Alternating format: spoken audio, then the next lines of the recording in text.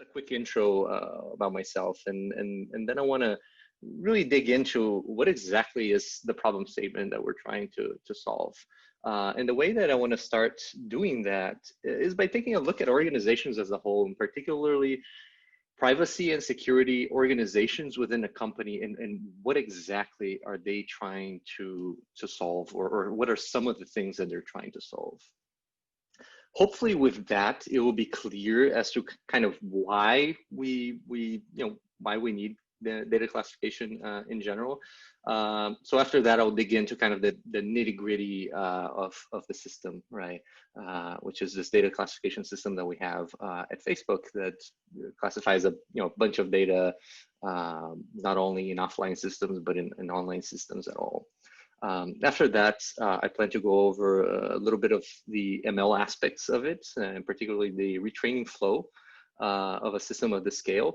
And I think, to me, in my eyes, this is kind of the secret sauce of any scalable system. Building infrastructure that can basically work at a large scale is one thing, but being able to retrain constantly, I think this is really what makes your system kind of improve over time, right? And then just before wrapping things up, I want to go over a couple real world problems that you may have heard about in the news even, that this team and that this product helped to solve, and maybe some headlines that you may have encountered in the news during past years. And finally, I'll leave you guys with a quick conclusion and some parting thoughts. Before I also jump in, I want to thank the organizers. I want to thank Melissa for the opportunity. I think it's great. I know they've put a lot of work in this conference. And so thank you for the opportunity of being here.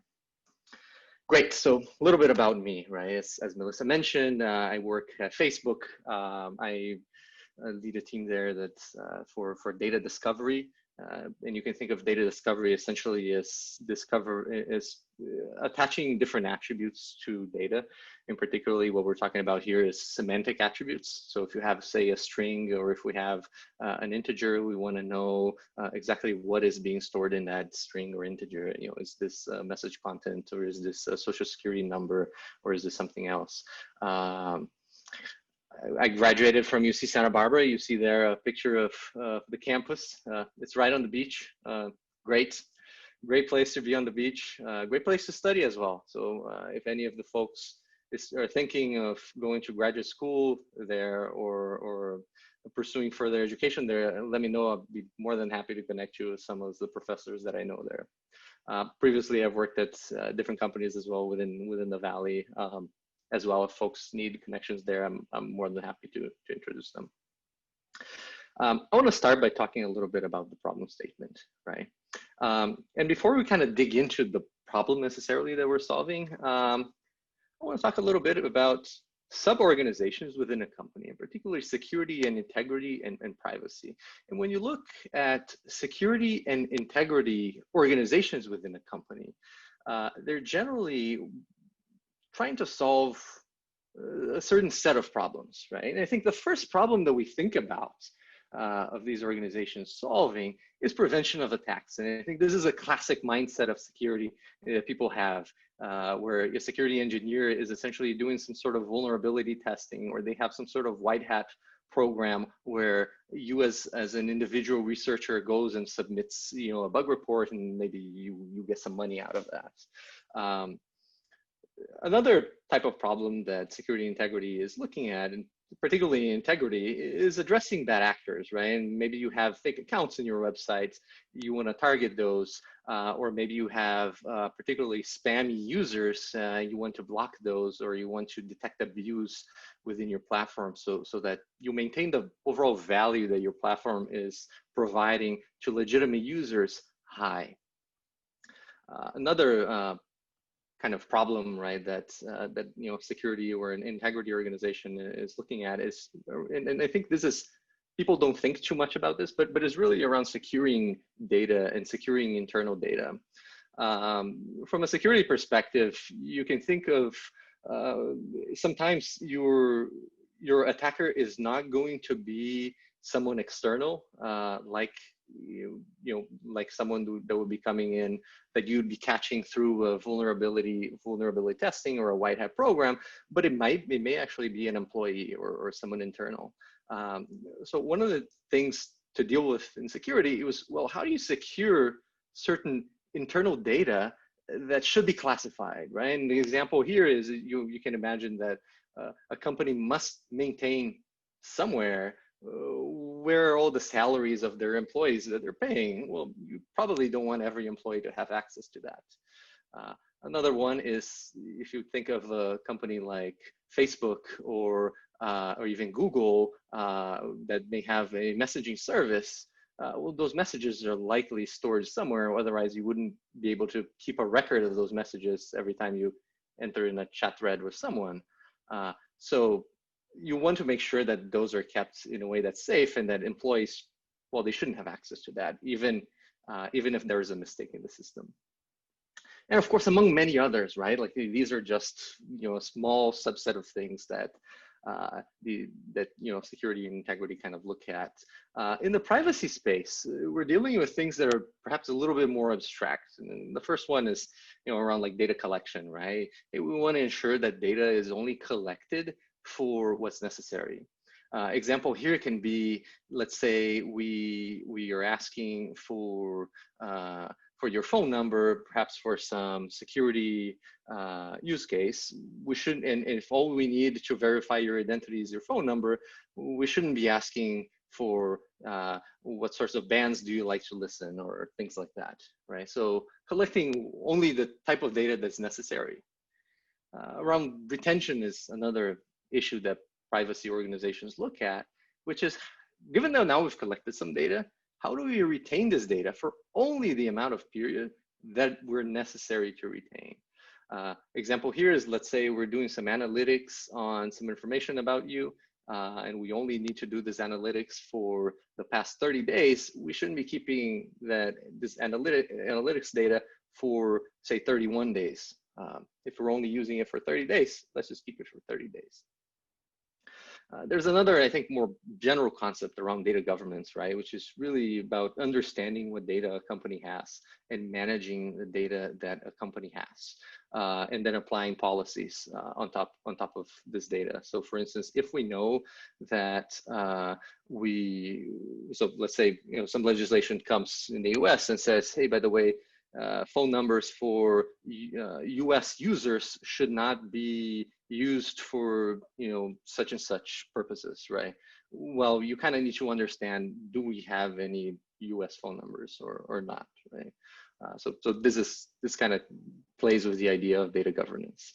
And then the fourth and final idea that I want to chat quickly about is around like purpose limitation, right? Which is, hey, we want to limit the purpose that a given piece of data is used for. So for instance, if we're collecting a given phone number for security, well, we shouldn't be using that for ads, right?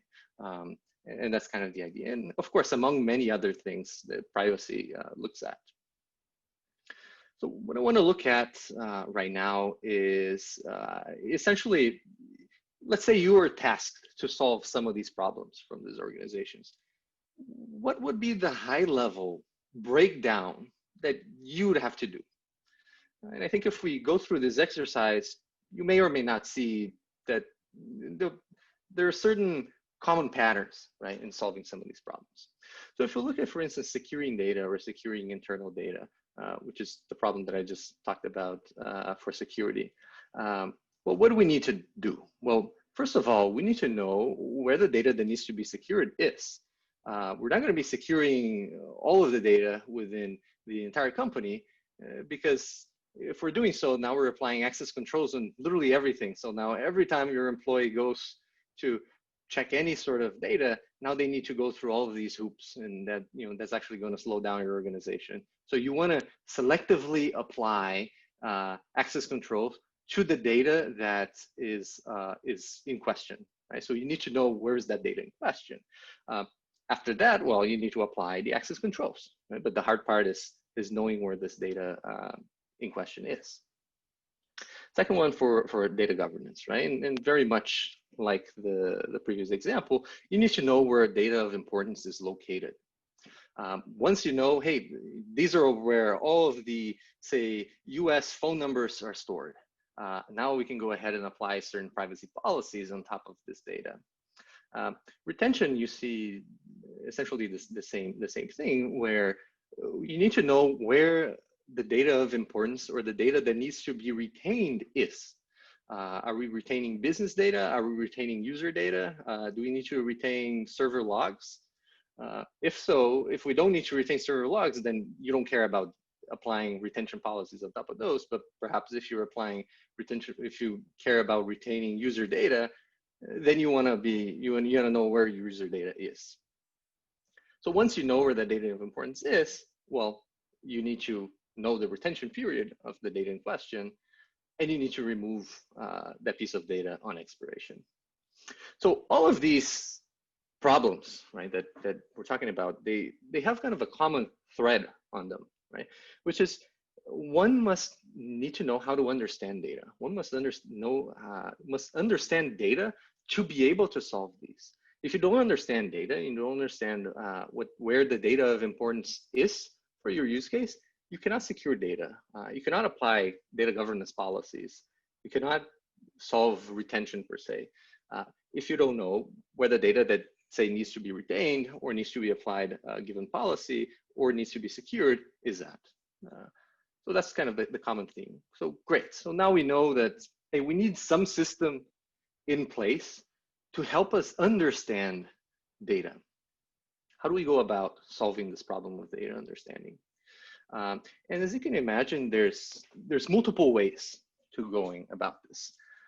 The first way, and I think this is the simplest way and that a lot of organizations go with, is, well, you can simply manually look into it. You can say, hey, I'll have every single engineer in my company go in and they will manually say, yeah, this data this data is user data, and maybe this other piece of data, it's like some sort of social security number, and this other piece of data, maybe some sort of email. Right, so you can have engineers. You can federate this to your engineers, and they will label it. And maybe the input that they put into the system, it might be good or it might not be good, right? Depending on like their expertise and knowledge using that data.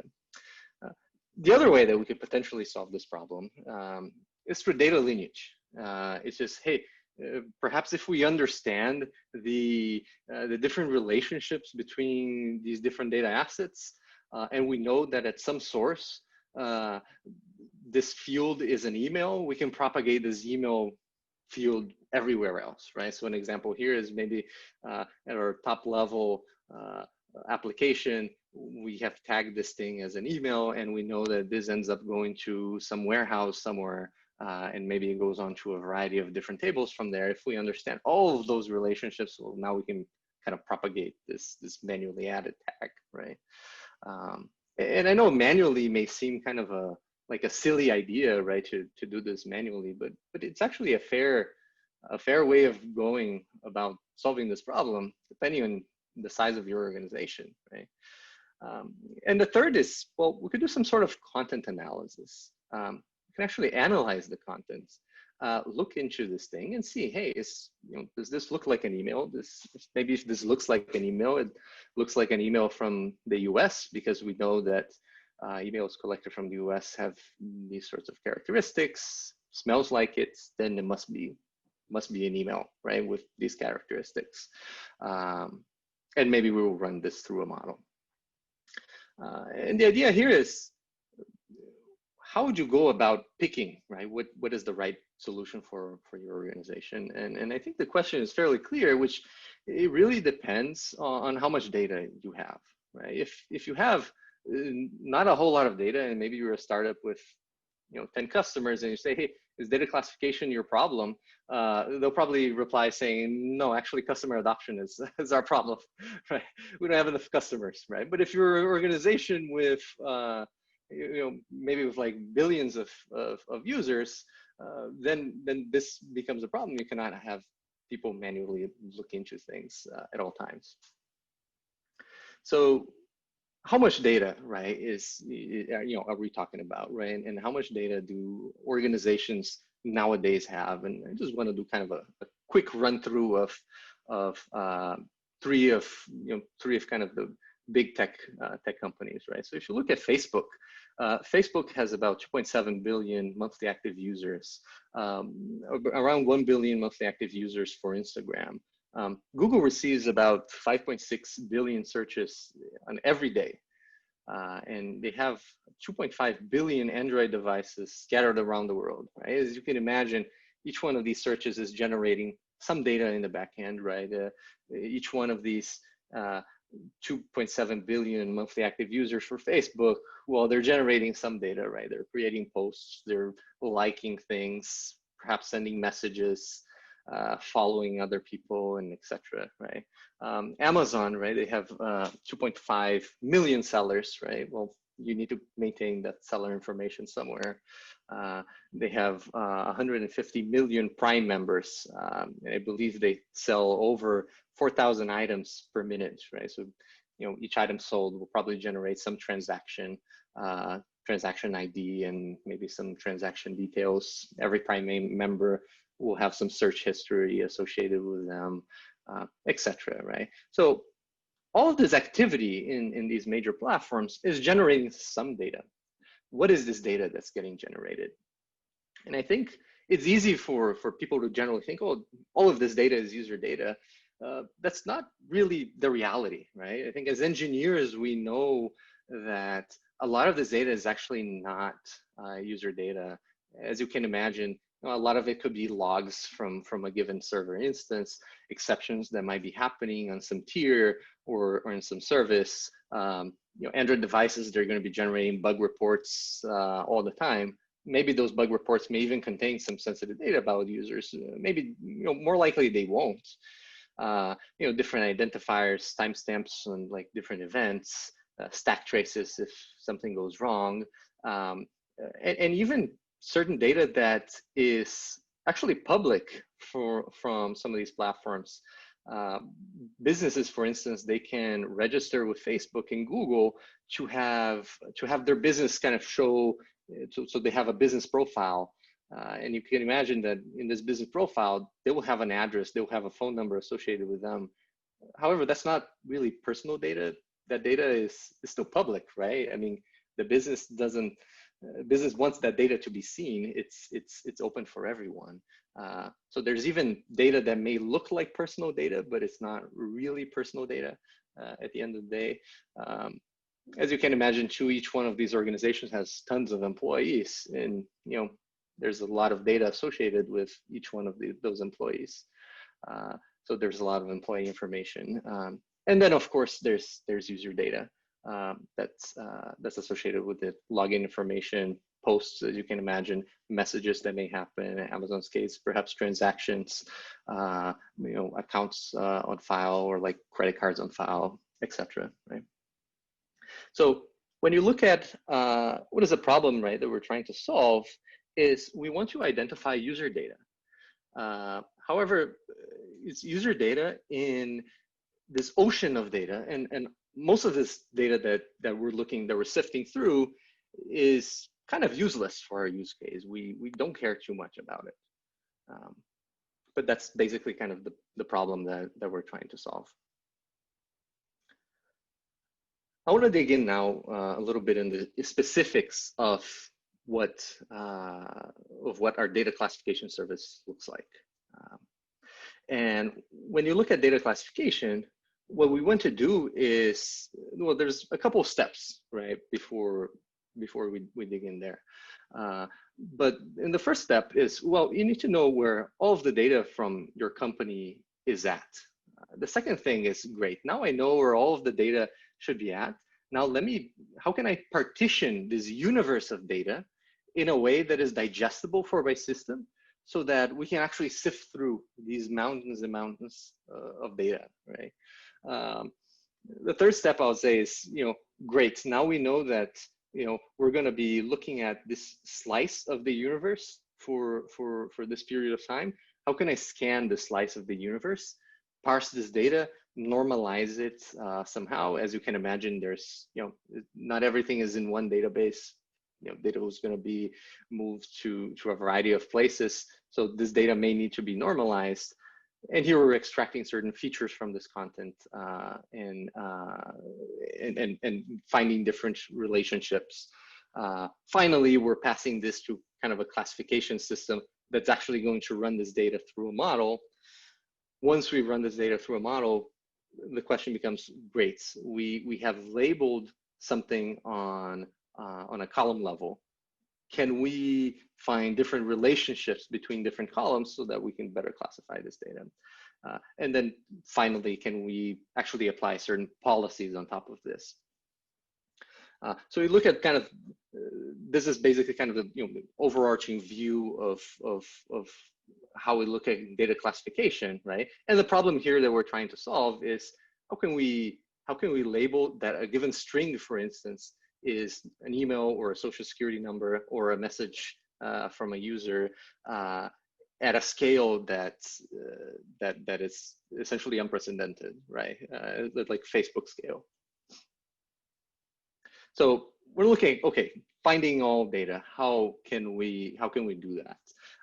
And the idea here is that we basically need some sort of scraping mechanism to find out from the different data stores that are in question, what is the universe of things in these? So, so for instance, an example here that I can go through is for Hive.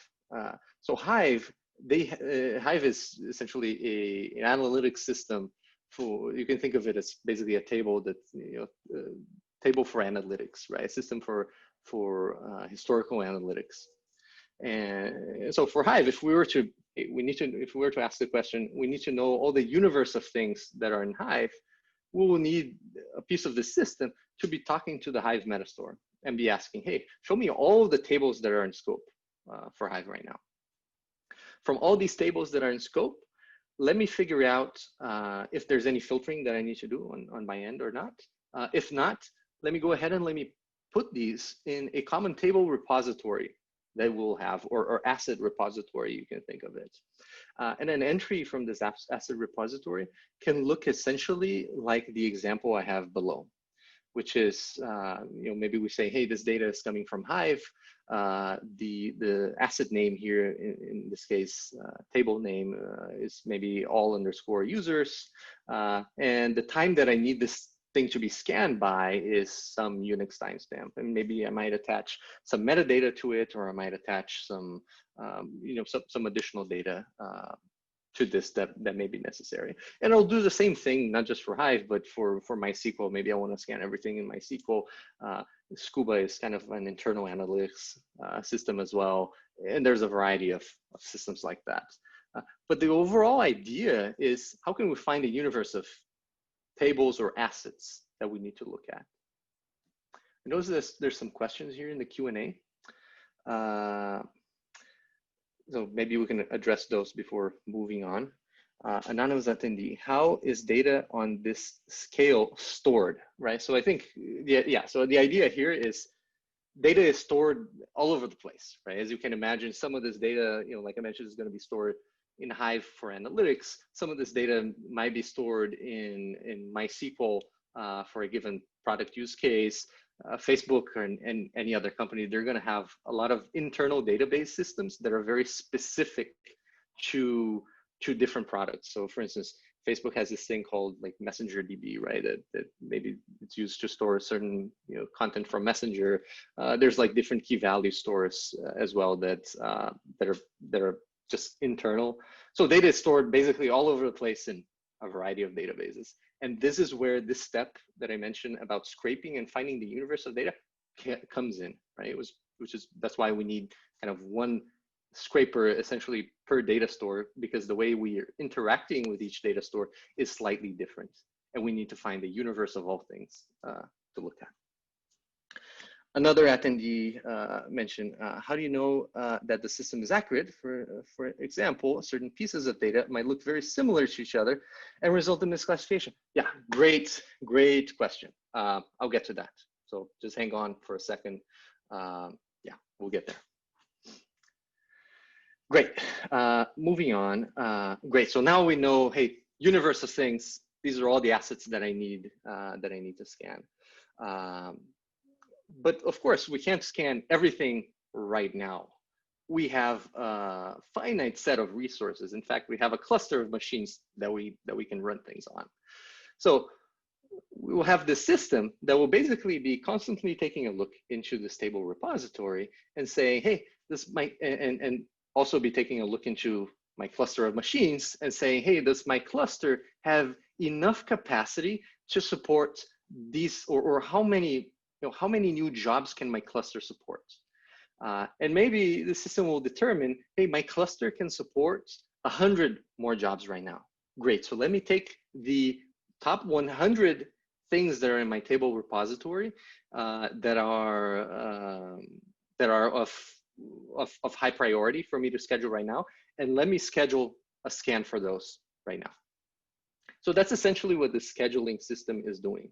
And you can think of this table repository as basically both a bookkeeping system and a queue of jobs that are getting scheduled in this cluster. In addition to that, given that the scheduling service is, well, handling the scheduling for these jobs, it's handling some bookkeeping as well, because, you know, as you can imagine, perhaps you could kick off a job, maybe runs into some exception, you may want to retry that, or maybe you run into some other issue that's, you know, you may want to retry, or you want to maybe just rerun it at a later date, right? And so at the bottom here, I have basically an example of what a record would look like in the scheduling system, right? And it looks fairly similar to what we had before, but the idea here is that we have a run ID associated with it. So for that particular instance of a scan, we know what's the status associated with it. We may know as well if there were any exceptions thrown, what was the exception message, what was the class of exception, etc. Right? You could append all sorts of data to that. Great, so now we know how to schedule something. We know how to find the universe. We can schedule something, and when we schedule something, we know we have enough capacity to run it. How do we actually scan data? How do we actually figure out what a given piece of data is? So when you look at any kind of classification problem, right, there's two main steps to it. The first step is you may need to extract certain features from the data that you're looking at. And maybe if you've played with like Kaggle or something like that, maybe you haven't put too much thought into that because, you know, usually some of those features are kind of already made for you and you just kind of throw them into a model. But if you're dealing with just data, well, you need to do some extraction yourself, right? And once you do that extraction of features, then generally you're throwing that into a model. So this extraction of features is essentially what the scanning step is doing. And it's doing three things. The first thing is sampling a given data store. So let's say if we're scanning for data in MySQL, it's going to take a sample of data from that table. It's going to normalize that data. And what I mean by normalize is a lot of times product teams, they may throw data in a given data store that might be serialized in some way. You know, the serialization could be JSON, or it could be thrift compacts, or if you use protobuf, I'm sure there's some way of like serializing protobuf, and they may throw that in there. So what we need to do is we need to deserialize this and normalize it in some way that is generalizable across all the different data stores and across essentially all the different formats that we support. Now, once we've normalized this, we're extracting features for each individual node of this tree, right? And I'll give you one particular example. If we go back to basically this table, right, called all users, and we say, hey, perhaps this table all users has a column that's called user ID. And maybe this column user ID, we're extracting certain features from it. So what would these features look like from this column user ID? And this is basically kind of the example that I have down here. This could be one potential feature set that we'll be generating, saying, hey, what is the number of things out of the sample that look like emails to me? What is the number of things that look like phone numbers? Another feature could be, what is the general format of this? What is the number of valid IDs that I saw, or valid like user IDs? What is the P90 value on this? Or what's the median or P50 value in this? What's the mean value in this?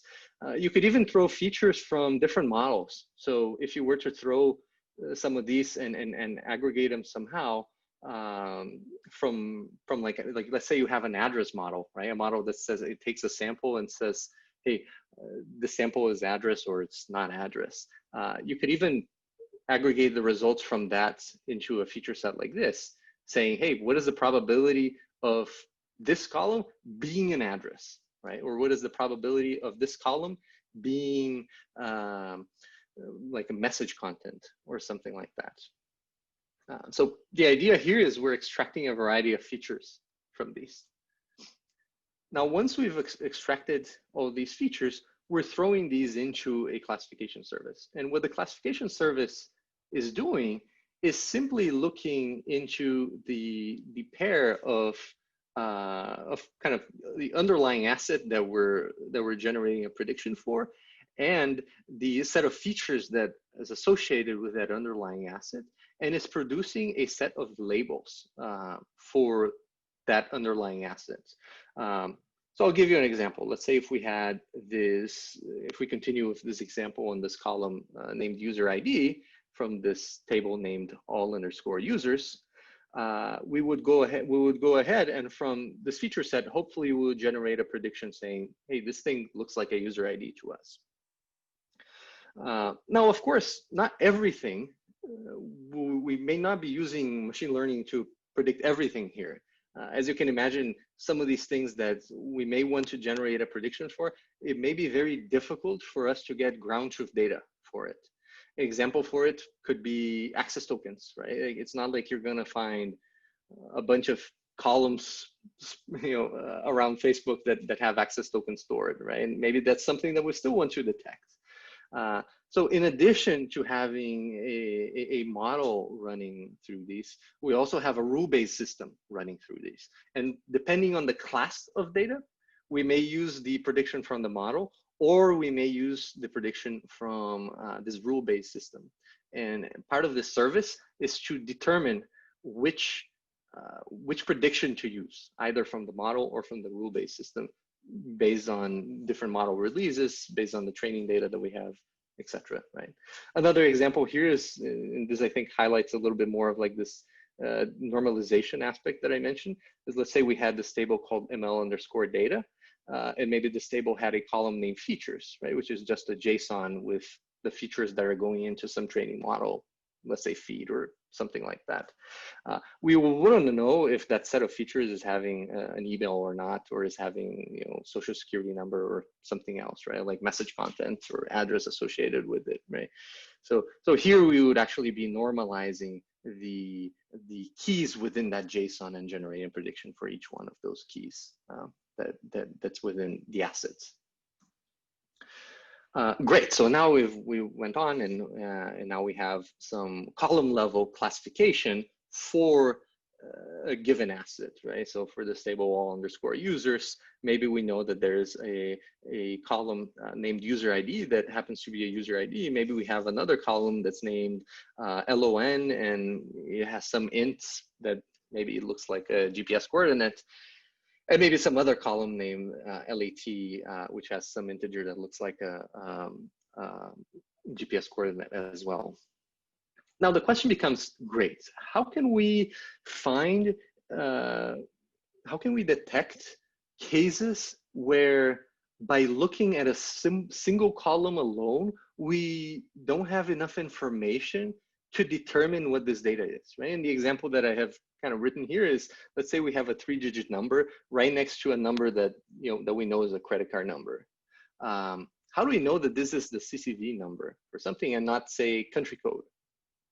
Well, that basically comes into this step, right? Which is now we've labeled one column as saying this is credit card. We know that this thing is credit card. But if we know that, hey, there's every time we see a credit card, there's a 3-digit number associated with it. Well, there's a very high likelihood that that's a CCV and not, like your area code for your phone number. So we could label as such, right? Or another example here is, that I mentioned for the stable all users with user ID, LON, and LAT would be, hey, how do we know that every time that we have a user ID field within the stable or user ID row within the stable, we have that user's longitude and latitude at that time, right? So we can actually analyze the relationship between those different columns and have a prediction on top of that. And that's basically what we do in this step, right? And then after kind of this step, we're producing some results, both in Hive for offline consumption and in MySQL for online consumption. Following then, it's essentially kicking off enforcement. Great, we've wrote some classification results in these stores. We can surface them through some API server that we have, or we can surface them through Hive, and people can essentially create their own pipelines that will be consuming this data and taking some action, right? So privacy programs, maybe they will consume this data and they might open tasks, right? They may say, hey, we see that you're storing some data that seems shady in this table, please go ahead and delete it, right? And security programs may look at this and see, hey, we see that you're storing, say, message content in this data. I'm going to go ahead and I'm going to block access, or I'm going to apply an ACL to this table, right, to protect it. This is kind of a high-level overview of the system as I went. Basically, what I described is this middle layer, which is kind of the offline flow. You'll note that there's also the stop layer, which is basically the online flow that we have as well. I'm not going to touch too much. I have another slide on this. But the key takeaway is that there's a lot of things are essentially shared between these two flows, and then once we've produced classification results, essentially different customers will be consuming that. On the online flow, I think just the quick things to mention is that there's a variety of new challenges that are there, and for online flow, what I mean is basically a service where you send some payload and we tell you, hey, what is this thing, right? So if you send us a string, we'll tell you, okay, this thing looks like a social security number, right? But there are a couple of just things to keep in mind that I think are fairly different from the offline flow, which is basically in terms of complexity, right? Online, you have to deal with much tighter SLAs. You need to do some grouping that you need to keep in memory for these features, right? And now these feature maps, they can get huge. A customer is going to send you all sorts of things, right? That maybe will generate a bunch of feature maps, and so you have to just keep those things in mind, which is much more difficult to scale, right, than an offline flow. I want to chat a little bit about the retraining flow, which I think goes back to this question that we received. And before moving on, I think we got another question, which is, how does the system handle data that is only sensitive when it's seen with other data? Yeah, so essentially this is basically handled by this step here that I mentioned. Which is, essentially finding relationships, right? So after we have labeled, let's say, a given column, right? And let's say we know, so in this example, right, where we have user ID, longitude, and latitude, we know that after the first step, we know that the first column is user ID. We know that the second column, this LON column, is GPS coordinate. And we know that this third column is also a GPS coordinate, right? So what this secondary or post-processing step is going to do is it's going to check rows within basically the given table and see what is the relationship between these, and are these violating any known relationships that I know could be concerning, right? And one of these checks that's going to be built there is will be for, hey, is this representing a user precise location of a user within a given radius, right?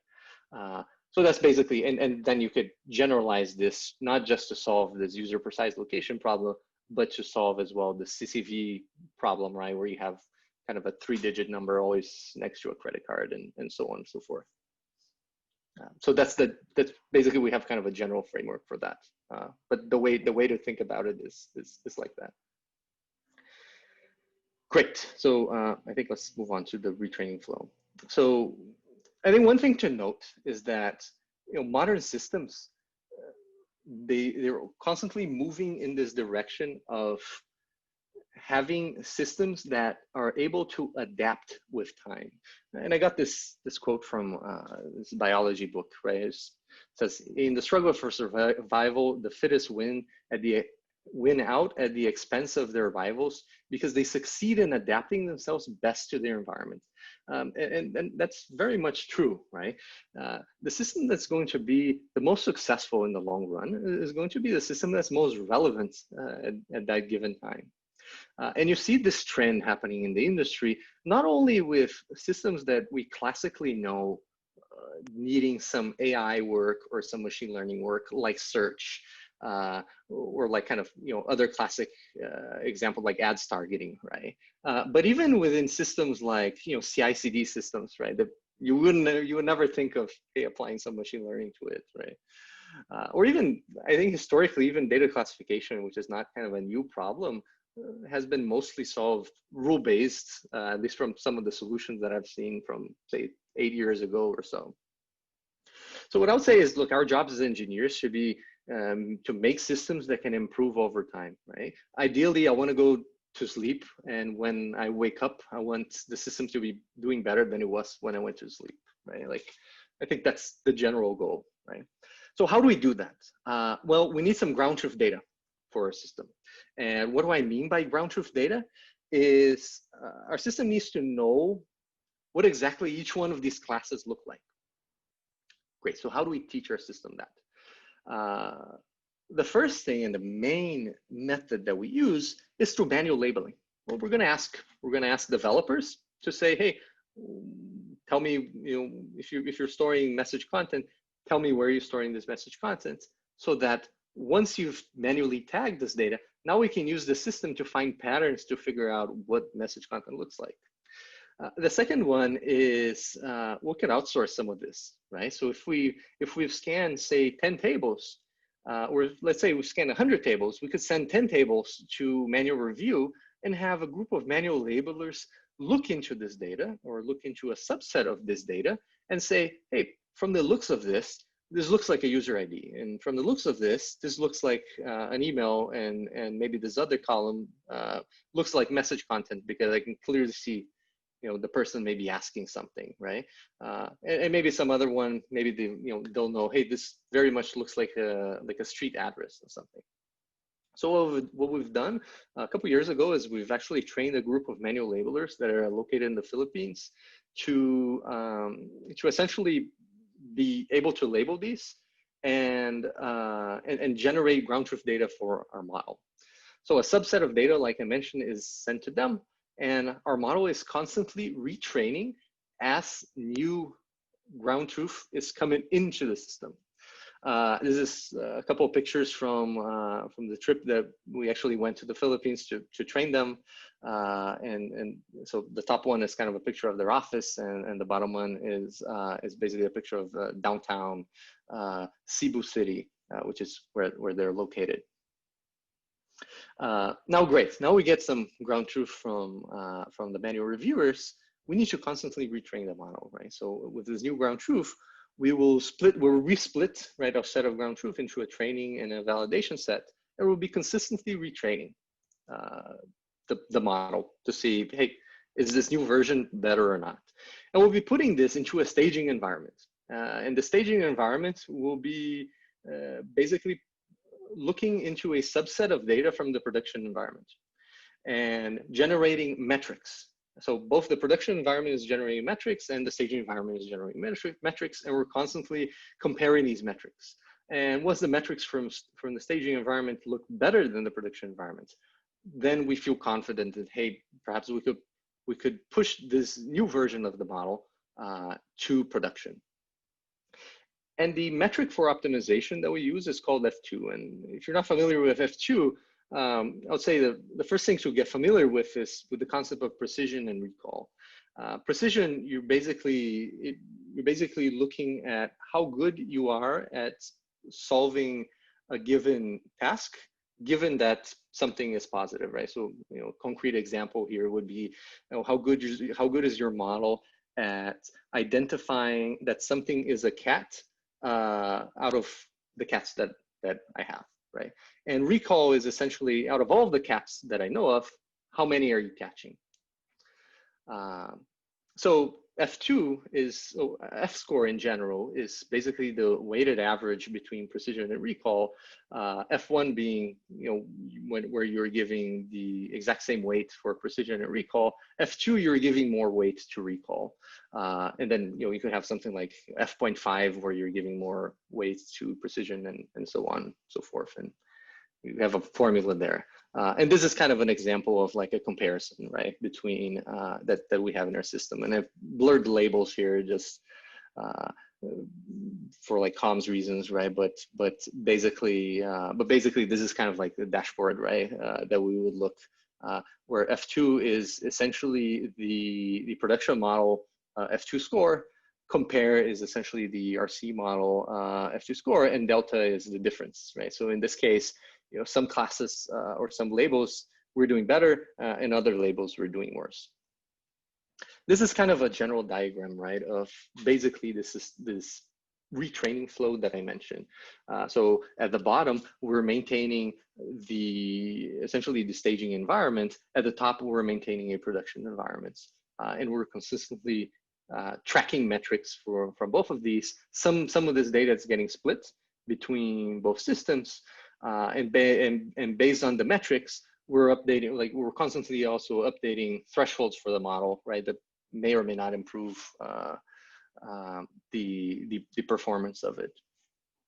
And then once the metrics are looking good enough for our RC model, we can productionize that and promote it to production. Given we're running out of time, I want to quickly run over some real world problems, right? So great. Now we have this kind of classification system. It's very complicated. It does a bunch of things. It has like this retraining flow. What business impact do we get, right? Catch anything, right? And there's a couple of things, right, that we solve. The first is kind of a general problem for business, which is around like de-identification. And de-identification this is a problem that many companies have, which is for certain analytic systems, you cannot delete the data. So given that you cannot delete the data, you need to de-identify it. So first you need to, but for you to be able to de-identify something, you need to know what do you need to de-identify, right? So you need to identify what is the user data that you need to de-identify. So here for this problem, we essentially identify what needs to be de-identified, right? We identify what user data is out there that you need to apply this de-identification policy. Another one that I kind of talked a little bit more about that I think is perhaps more familiar to people is around like table access control, right? So if we're storing sensitive data somewhere, this should not be accessible by everyone. Like if we have some table that has perhaps message content, and you're a contractor in the company, you just joined the company, right? Perhaps you should not have access to that. In fact, no employee should truly have access to that unless there's like a real business reason to have access to that, right? But if that data ends up going somewhere else, well, we ought to know of that so that we can automatically apply controls on it.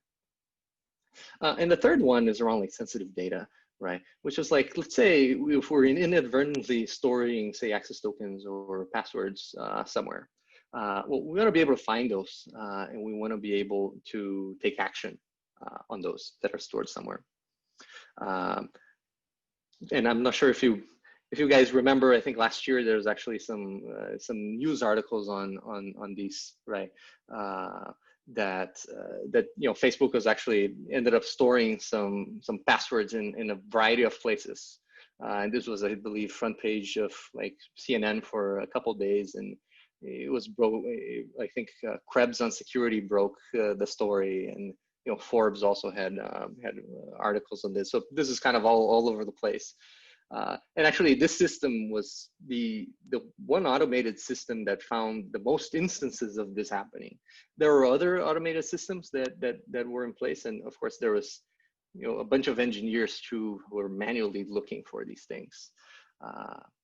So yeah, so these are some of the use cases. There's a variety of other use cases for data classification in general, and even for this system that I mentioned to you.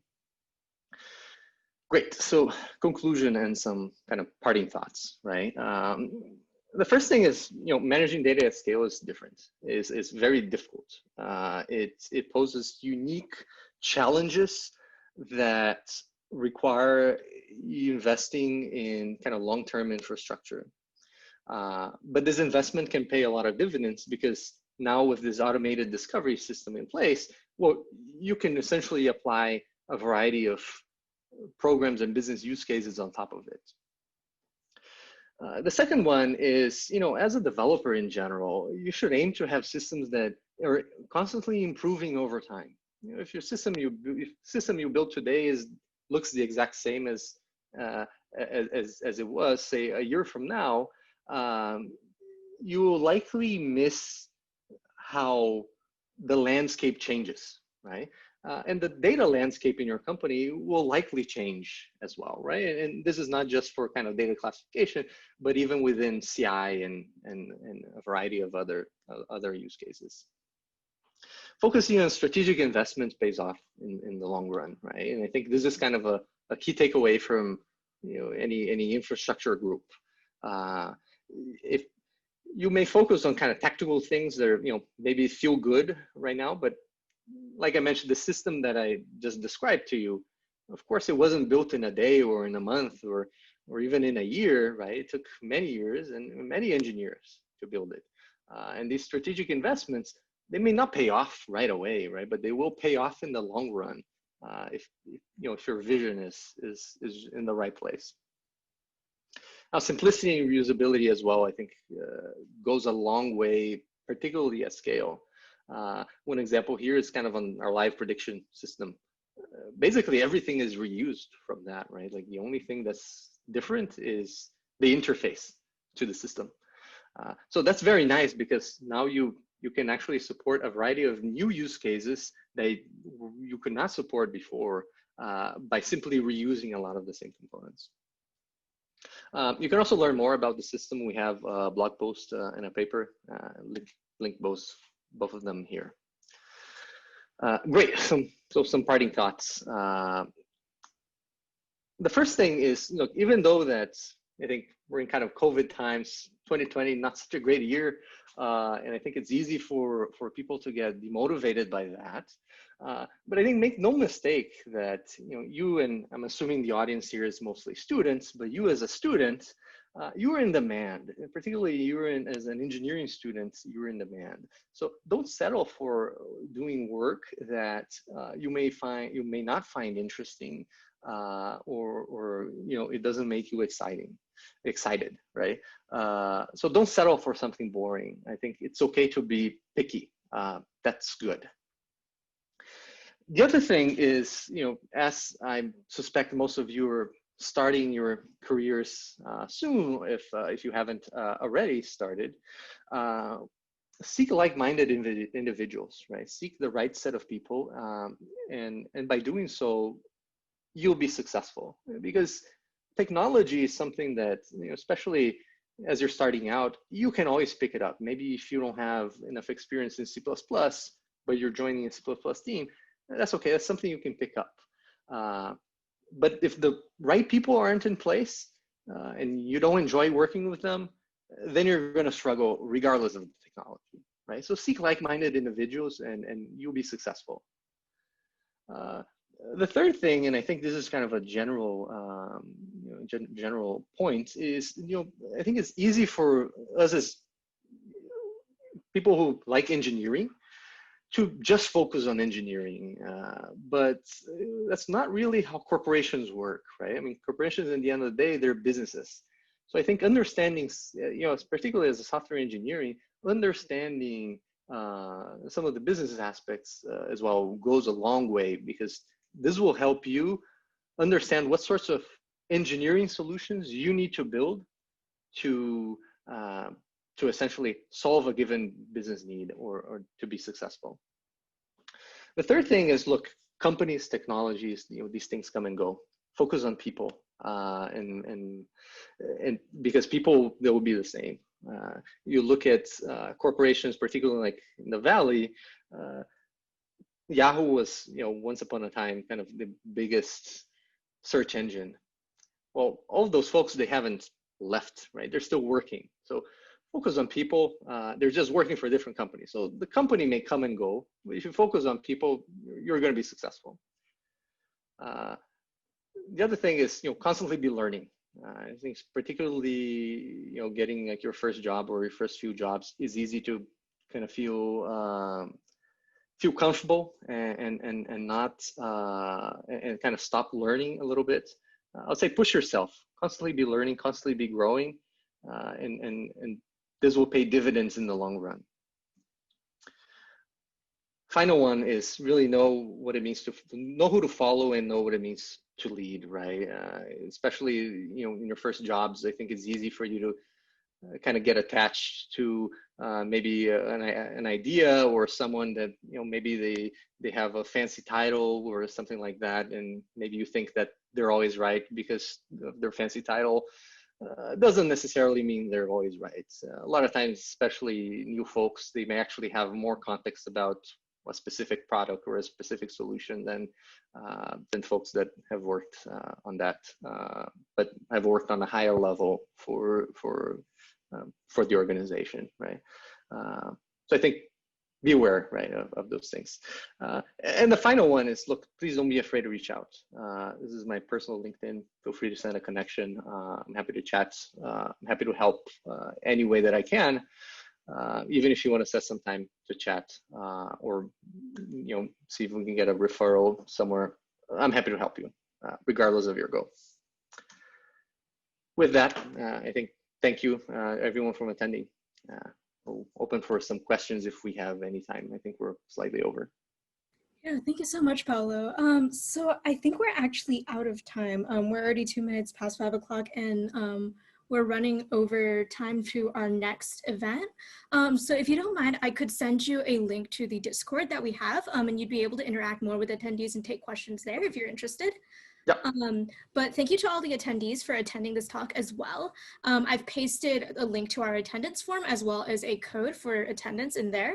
And if you fill this out, you'll be entered in a drawing for one of 5 $20 Grubhub gift cards. But thank you again, Paulo, for coming to give this talk. I think we got a message in the chat that says that this person enjoyed your talk and found it quite informative. And I'm sure other people in the audience can say the same thing. So thank you so much for being here. Awesome. Thank you so much.